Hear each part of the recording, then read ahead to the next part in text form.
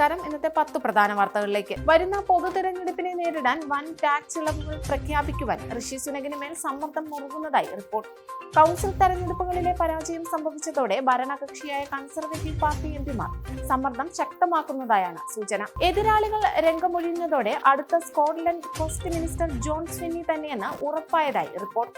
SNP നേതൃസ്ഥാനത്തേക്കുള്ള മത്സരത്തിൽ നിന്നും ഗ്രേമോ മെക്കോർമിക്ക് കൂടി കളമൊഴിഞ്ഞതോടെയാണ് ജയം ഉറപ്പിച്ചിരിക്കുകയാണ് സ്വിന്നി. UK-യിൽ നടന്ന പ്രാദേശിക കൗൺസിൽ തെരഞ്ഞെടുപ്പിൽ മലയാളിക്ക് വീണ്ടും വിജയം. പ്രാദേശിക കൗൺസിൽ തെരഞ്ഞെടുപ്പിൽ ലേബർ പാർട്ടി സ്ഥാനാർത്ഥിയായി മത്സരിച്ച വൈക്കം ചെമ്പ് സ്വദേശി സജീഷ് ടോമാണ് മികച്ച നേട്ടത്തോടെ വീണ്ടും കൗൺസിലറായി വിജയിച്ചത്. UK-യിൽ മലയാളി യുവതി കുഴഞ്ഞു വീണു മരിച്ചു. വിട പറഞ്ഞത് ചാർട്ടേഡ് അക്കൗണ്ടന്റായ Jereena George. Titanic, the Lord of the Kings, the Return of the King തുടങ്ങിയ സിനിമകളിലൂടെ ശ്രദ്ധയെ നേടിയ മുതിർന്ന ഹോളിവുഡ് നടൻ ബെർണാഡ് ഹിൽ അന്തരിച്ചു. 1970-ൽ നാടകത്തിലൂടെ തുടങ്ങിയ അഭിനയ ജീവിതം കഴിഞ്ഞ വർഷം വരെയും അദ്ദേഹം തുടർന്നിരുന്നു.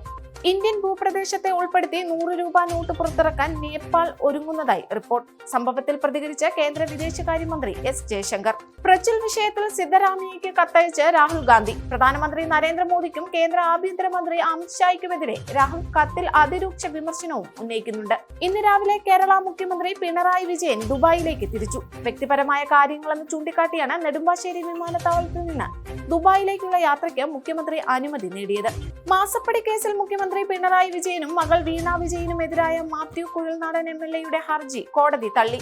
തിരുവനന്തപുരം വിജിലൻസ് കോടതിയാണ് ഹർജി തള്ളിയത്. ബാറ്റിംഗിലും ബോളിംഗിലും ലക്നൌവിനെ നിലംപരിശാക്കിയ കൊൽക്കത്തയ്ക്ക് 98 റൺസിന്റെ ഉജ്ജ്വല ജയം. ആദ്യം ബാറ്റ് ചെയ്ത 235 റൺസ് നേടിയ കൊൽക്കത്ത എതിരാളികളെ 137 റൺസിൽ ഓൾ ഔട്ടാക്കി. ഇതോടെ ഇന്നത്തെ 10 പ്രധാന വാർത്തകൾ ഇവിടെ പൂർണ്ണമാവുന്നു. കൂടുതൽ വാർത്തകൾക്കും വിശദവിവരങ്ങൾക്കും Anand TV UK channel subscribe ചെയ്യൂ. ഒപ്പം Anand TV mobile app download ചെയ്ത് സൗജന്യമായി ആസ്വദിക്കൂ.